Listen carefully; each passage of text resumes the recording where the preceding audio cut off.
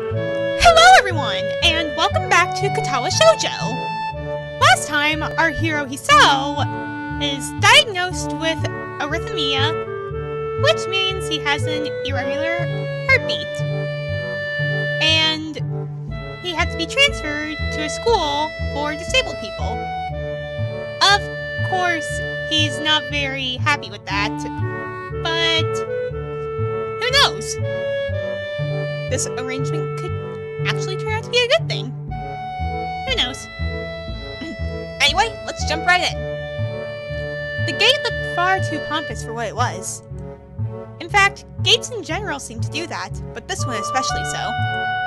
Red bricks, black iron, and gray plaster assembled to a whole that didn't feel welcoming at all. I wondered if it looked like what the gate for a school should look like, but couldn't really decide. Probably no. Of course, I didn't want to get stuck on thinking about the gate for too long, so I entered through it with a brisk pace that felt surprisingly good. Moving forward feels good. So I walked towards the main building of Yamaku Academy with this brisk pace. I'm alone as my parents are taking my stuff to the dorms, and there's supposed to be someone waiting for me. The grounds are incredibly lush, filled with green. It doesn't feel like the kind of grounds the school would have, more like a park, with a clean walkway going past trees and the smell of fresh cut grass all over park-like things. Words like clean and hygienic pop into my mind. It makes me shudder. I shake them off. Stay open-minded now. It's your new life. You have to take it as it comes. That's what I tell myself. Keep telling yourself that. A few big buildings loom behind the leafy canopies, too big and too many for just a school. Everything seems off. It's different from what I thought I knew about schools. It's an uncanny valley. Even though I was told this was my new school, in the back of my head it doesn't feel like one. I wonder if the feeling is real or caused by my expectations of a school for the disabled. Speaking of that, I don't see anyone here. It's kind of eerie. It makes me wish there was somebody here so I can anchor myself to something tangible instead of having this feeling that I stepped into another dimension. The trees hum with the wind, and the green hues flashing all around me catch my attention. It makes me think about hospitals again, how they say that the operating rooms are painted green because green is a calming color. So why am I feeling so anxious despite all this greenery? Only after I stand in front of the haughty main building, I surprise myself by realizing why the gate bothered me. It was the last chance I had to turn back, even if I had no life I could return to. But still, after entering, there was absolutely no way I could go back anymore. Feeling nervous, and with this realization set in my head, I opened the front door. A tall man with bad posture notices me as I enter. We're the only people in the lobby, so it's only logical. You must be Nikki? Nakai. So you are. Excellent.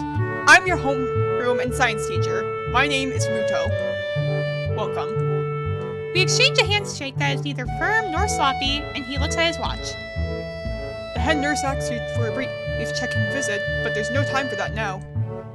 Oh, should I go later? Yes, afternoon is probably fine. We should get going and introduce you to the rest of the class. They're waiting already. Waiting for me? I don't really like being the center of attention, but I guess it's inevitable in a situation like this. Somehow, not knowing what is waiting for me makes me feel really nervous. Thinking of this, I almost miss what the teacher is saying. Do you want to introduce yourself to the class? Well, of course! I mean, it's rude that they don't know who I am. Yeah, sure. I mean, isn't that normal? Of course. But not everyone likes to be at the center of attention. I'm probably one of those people, but I guess I should be the one to give the first impression of myself. Right, but it's no problem. Let's go then. My heart is pounding in my chest, and it keeps me thinking about my condition as I follow the teacher up the stairs. The third door down the third floor corridor is marked as the classroom for class 3-3. Muto opens the door and enters. Good morning, everyone. Sorry I'm late again. I hesitate for a split second at the door, freezing on the spot. Get a grip! This is a big step, I know that. But there isn't any point to worrying so much about it, at least not this soon.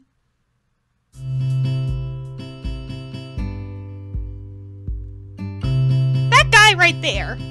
Why does he remind me so much of the gender-bent version of Haruhi Suzumiya? You know, Haruki? Regardless.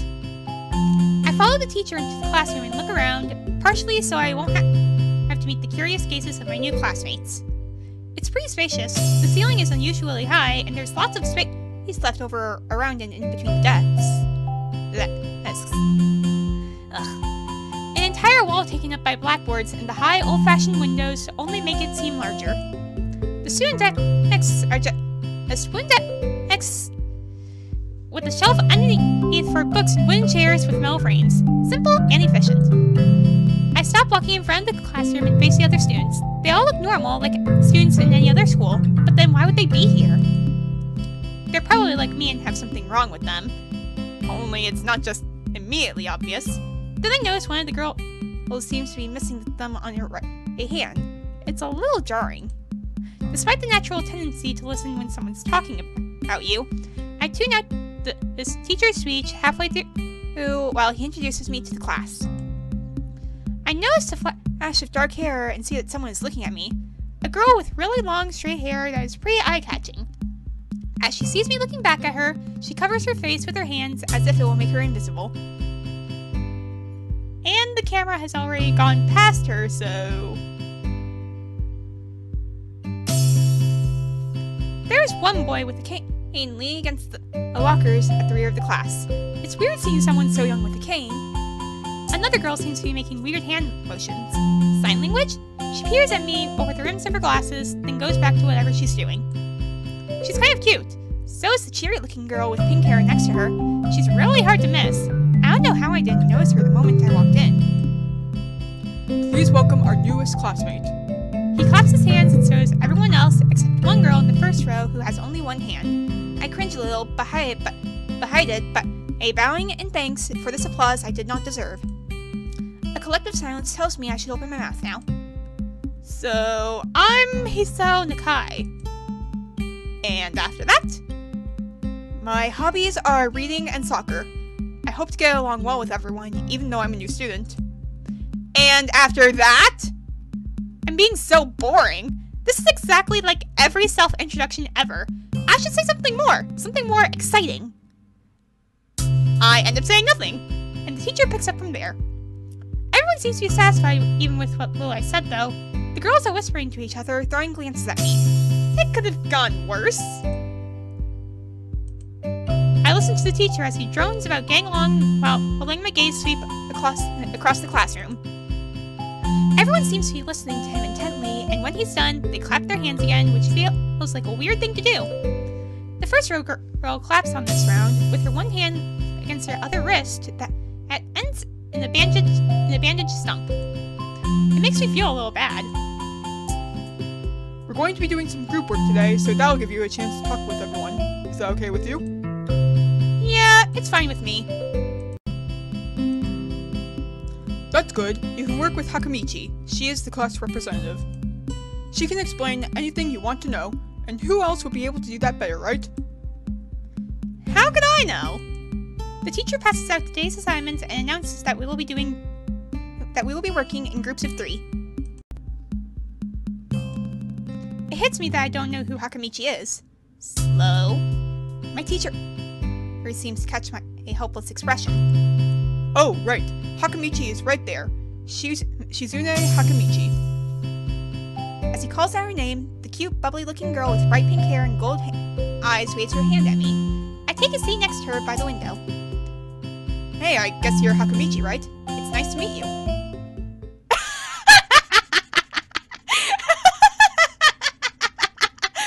What's so funny? What? I'm caught off guard by her laughter. It's nice to meet you too. But I'm not Hakamichi. I'm Misha. This is Hakamichi. She-chan! Giggling, Misha points to the girl next to her, the one I saw using sign language before. It looks like she has been staring at me this whole time. She nods once nonchalantly to show that she acknowledges my presence, but only barely. She has short, carefully, neatly brushed hair, a pair of oval-shaped glasses balanced on the tip of a dainty nose, and dark blue eyes that seem to alternate every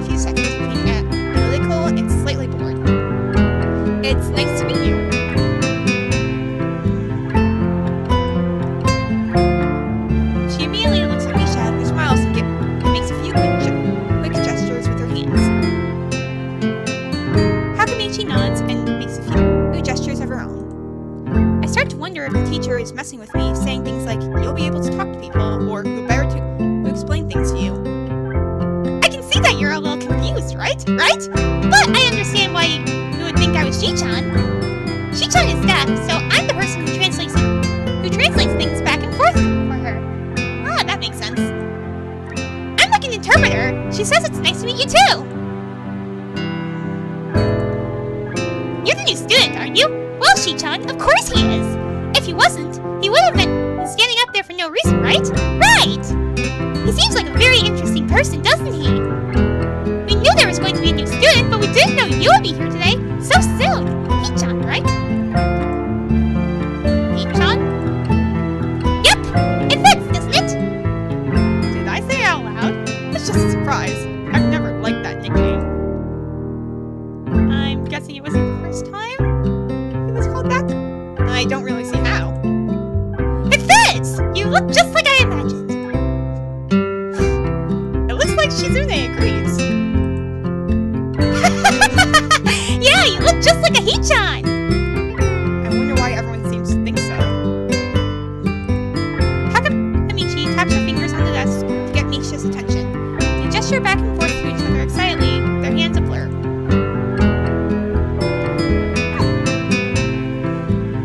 I like how they show different aids to kind of show them using sign language.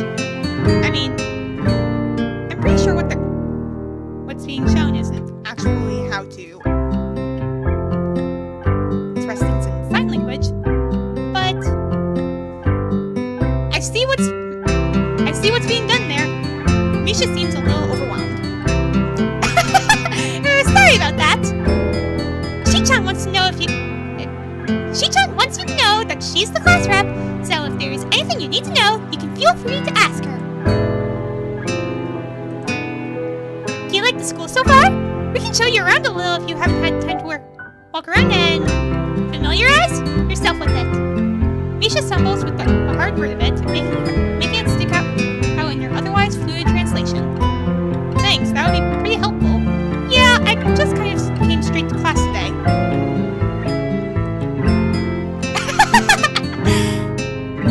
That's no good. You should always try to learn as much as you can about where you're going before you go there. Not just with school either. Always! Even if it's a trip to the convenience store. Really, Shi-chan? Learn about where you're going. I guess it didn't bother to do that. Or just didn't care enough to do so. I didn't look forward to this, even if I committed myself to go along with it half-heartedly. But anyway, I don't say anything, and Misha signs something that ends with a shrug. What was that? It seems like it was about me. I feel like slumping over in my seat. Both of them are smiling, but that shrug hit me unexpectedly, deeply. You look down. Are you okay? Don't take it the wrong way, please. I hate it when people are afraid to ask questions. That's how people learn things, by asking. Asking for help is perfectly normal, just as much as needing help. You should stop looking like you just failed a test. Alright. Oh, and another thing. You don't have to call Shi-chan something so formal like Hakamichi or class rep all the time. Just call her Shi-chan. It looks like she's embarrassed by that nickname. Okay, maybe that's too casual. Maybe Shizune would be more appropriate? Yep, Shizune is fine. Okay, that would be a lot easier for me. I feel a lot more at ease. Both of them seem so friendly, so I feel like an idiot for being so apprehensive earlier. Especially about Shizune, who I assume would be all business. Well, she seems like that. She still seems like that. Just less so, I guess. Huh? Oh, right, we haven't touched the assignment. We should start work now, or Shi-chan might get mad. The assignment is also kind of long, so we should start now if we want to finish it before the end of class. That too! Looks like Shizune's getting a little angry. Shizune glares at the two of us impatiently. I don't need to know sign language to understand that. Okay, I get the message. After class, we can take a walk around the grounds together. It's a nice day today, okay? The assignment is actually very challenging to get through, combining aspects of being both difficult and unnecessarily long. Well, assignments like that will do that. Still, we finished a few minutes earlier than anyone else in the class, despite our late start. Shizune and Misha are really capable. They're quite different, though. The class rep is calm and professional as she looks, while Misha is a lot more playful and girlish, not to mention a little more easily distracted. To be honest, the two of them did most of the work. I feel guilty about that. The clock tower bells ring, signaling the end of the period. Time for lunch! Without knowing what else to do, I follow Misha, who is beckoning me into the hallway and down the stairs. We descend even below the lobby where I met Muto, down to the bottom floor. Just like everything in the school, the cafeteria seems too spacious and oddly modern in contrast to the classic exterior. Its big windows open to the courtyard towards the main gate. It's the cafeteria! Her enthusiastic statement of the obvious makes people around to stare, but Misha doesn't seem to care as we proceed forward. It's a rather long list of menu options, which seems great until I realize that many of them are to accommodate students who need special diets. How nice. It almost feels like I'm back in the hospital, eating portions measured with scientific precision to meet the needs of the patients. I pick something at random and follow Shizune to a table sitting opposite of her. As I nibble indifferently at food I'd rather not eat, Misha pokes me in the side to get my attention and points to a cheese plate. I don't understand signs, so the point escapes me. Maybe looking at a person who talks to you is proper and polite? Do you want to know something? What? About anything! We're your guides, so you just ask if there's something. I wonder... You know what? I think I'm going to ask about Shizune's deafness. Shizune intrigues me, and I kind of want to ask something about her. But I can't really ask about something that personal, can I?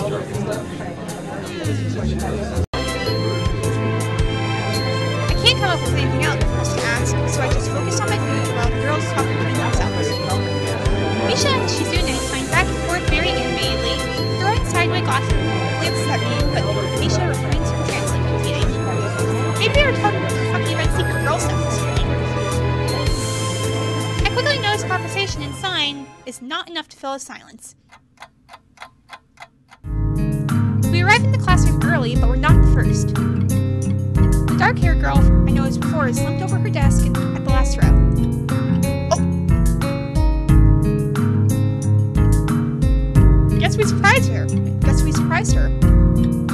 She jumps low when Misha crashes into the room with the elegance of a rhino. She shrinks deeper into her seat. I can feel her tension all the way from here, as if she were slowly turning into stone just from her presence. Misha and Shizune either don't notice or don't mind it, as they walk directly past her to their seats and begin to converse. I'm left wondering about her, even when the classroom slowly fills with other students and finally the teacher. Getting into the rhythm of school feels strange. It's as if my brain remembers how this was done, but my body doesn't. Towards the end of the class, I start yawning and counting the minutes left. I shouldn't be this tired on my first day of school.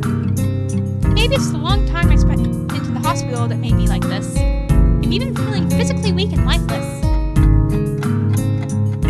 Before long, the final bell rings. School is finally over for the day. Beside me, Misha and Shizune are having a short conversation. After a bit of deliberation, Misha turns to me. Unfortunately, we can't stay and show you around, Hee-chan. You've got to hurry already, since there's a lot of work for us to do. You'll find your way around here, I'm sure of it. Wait, the teacher said I have to see the nurse. Where do I have to go? Is that so? We can at least show you that much. Come on, the nurses have their own building, so we have to go outside. We join the flow of students making their way down the stairwell and outside, with the girls pointing out their senior classrooms in the same hallway as ours. When we get outside, the girls make their way to the smaller building right next to the school. It's built in the same style, so it looks like it's actually part of the main building. This is the auxiliary building here. There's a lot of official and important stuff inside, like the Yamaku Foundation, an office, and all of the nurse's office. They even have a swimming pool. How is that official? Don't be silly, Hee-chan. It's for physical therapy, of course. Anyway, all the nursing staff facilities are in there too. The head nurse's office is on the first first floor. You'll be fine from here, right? We'll be going then. See you tomorrow. Yeah, thanks. Bye. A whole building for stuff that has nothing to do with the actual education? I guess it's necessary for a place like this. I walk in, hoping that this really will be only a quick visit like the teacher said. On a white door on the left is a green cross with the text head nurse and a nameplate. A voice from the inside responds to my knock almost immediately, but I can't quite make it out. It sounded a bit like an invitation to open the door, so I invite myself further in. The room is not large, and it smells strange. A friendly-looking man turns around on his office chair to face me as I enter. His desk is neat and tidy, but the bin under the table is overflowing with used medical utensils, and there are at least a dozen coffee cup rings lingering on the desk. Hello there. What can I do for you today? He's young-looking and sort of rugged, but the dimples in his cheeks wash that impression away when he smiles. Are you the nurse? He smiles like a person who has heard this very same question hundreds of times.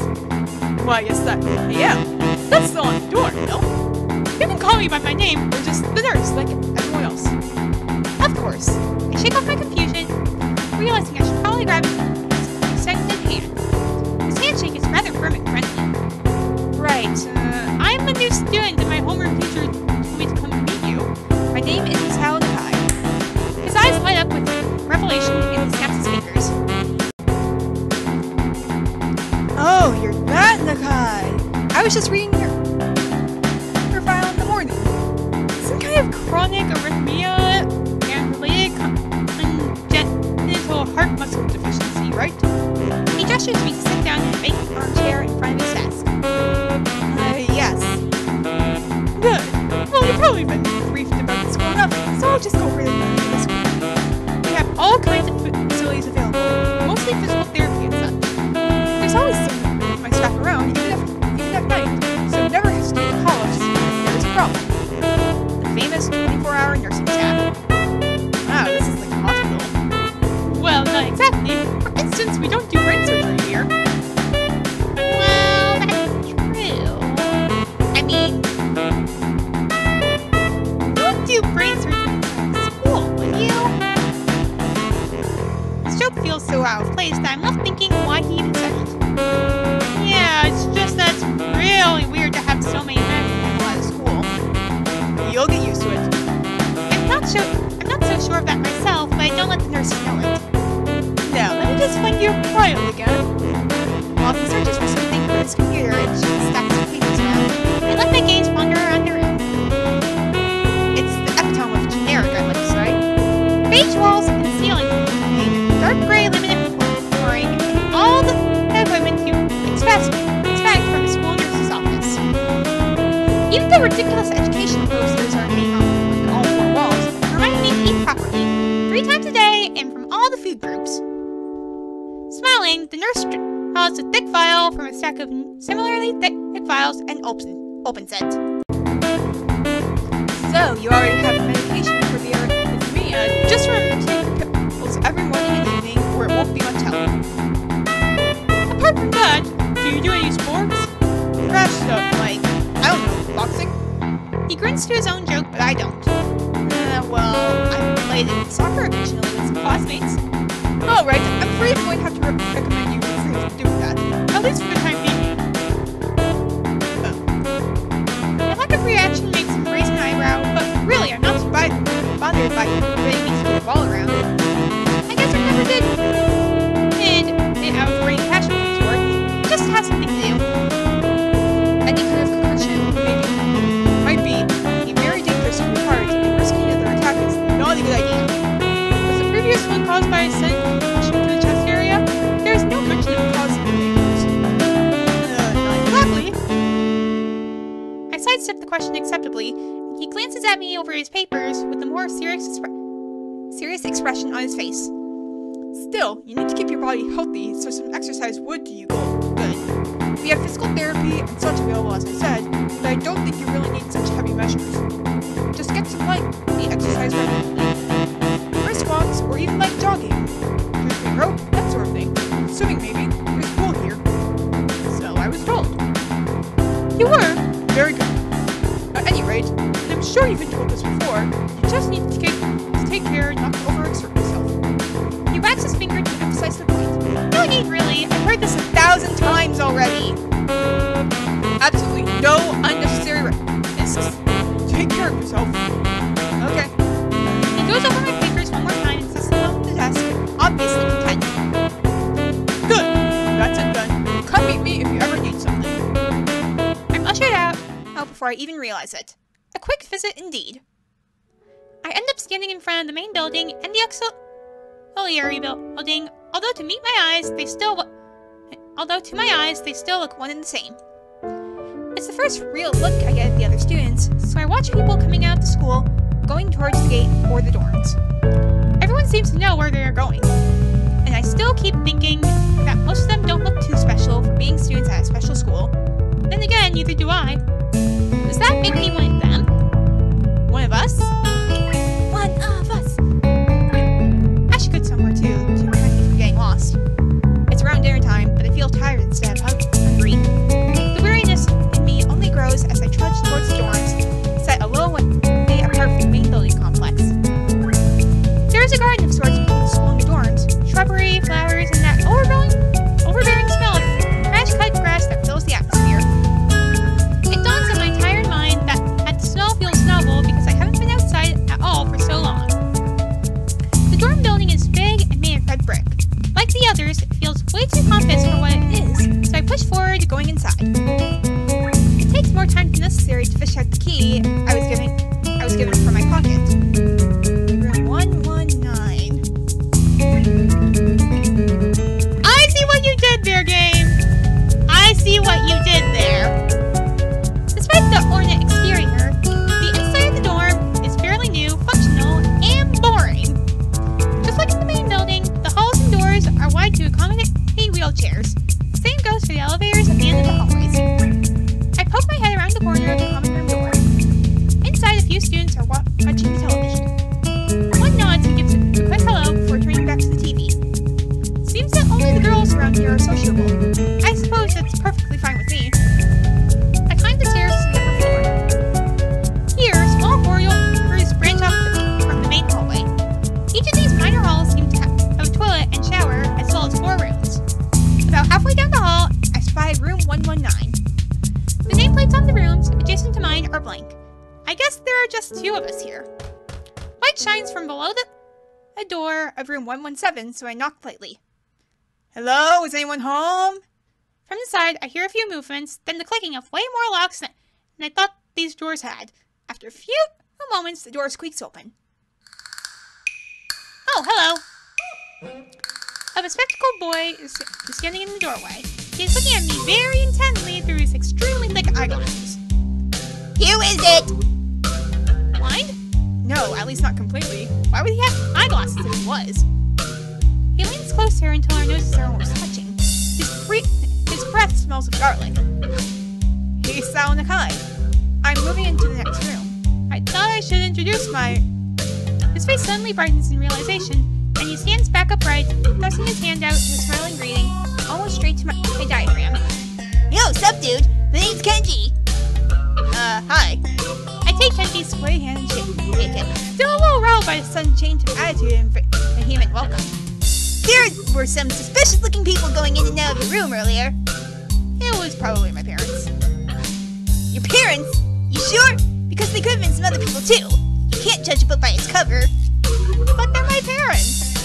They're my parents! His out-of-place proverb is left hanging between us awkwardly as I try to think of some way to respond.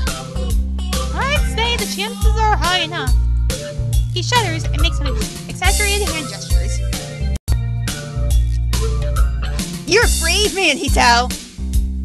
Me? I don't think I could trust the chances. The only one I trust is myself. Does that mean I shouldn't get to know you either? He thinks about this for a while. A wise decision. Dang, you're smarter than you look. Probably. What do you look like? I hope not smart. He squints his eyes and leans closer again, but I lean backwards to dodge it. Don't touch me, dude! Never mind, it doesn't matter. With that, he turns, fumbles around for a moment in search of the door handle, and shuts the door behind him. I slide the key into the lock of the door marked 119. Bleak beige walls, white linen, a desk made of some type of wood, ugly curtains. It's no one's room, impersonal like my hospital room was. My bags are sitting at the foot of my bed, looking a lot emptier than they did this morning. The closet is sitting open, stocked with my clothes. Also, it seems there are a number of school uniforms hanging there as well. A note is pinned to the sleeve of one of the shirts. Hi, Hee-chan. We've unpacked your things and made your bed. They said that if these don't fit, then you should go to the office tomorrow. If you have any problems, you can always call us. Love, Mom and Dad. Well, at least they were considerate enough to leave a note. Well, at least I don't have to worry about unpacking. I kind of hoped I would have. Then there'd be something to do. It's still too early. I put the note down on the desktop and lie down on the bed, feeling drained. Lying there makes me want to read something, but I have nothing with me.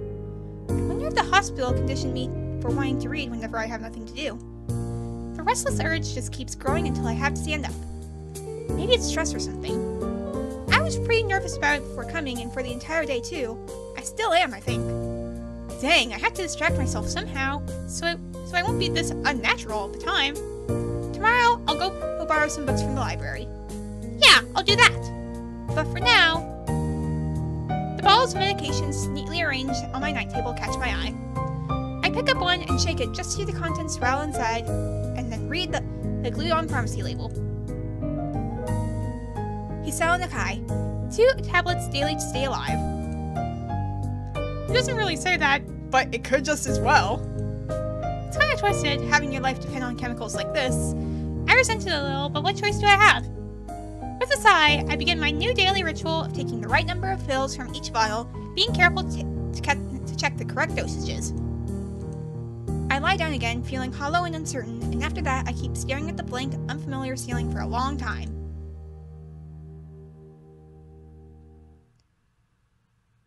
It doesn't start looking any more familiar, not even after darkness falls and long shadows draw across my room like fingers. The sheets feel slightly more comfortable, warm and nest-like against the chill that passes for room temperature here.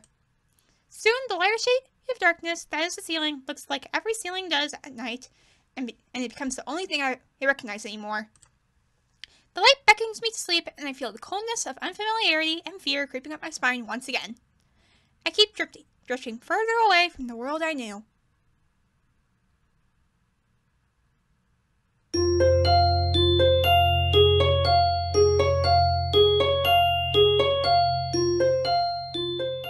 Transition? Huh. Well, with that transition, I think this is a good place to end the episode. So, thank you all for watching. Be sure to leave a like, and see ya in the next one.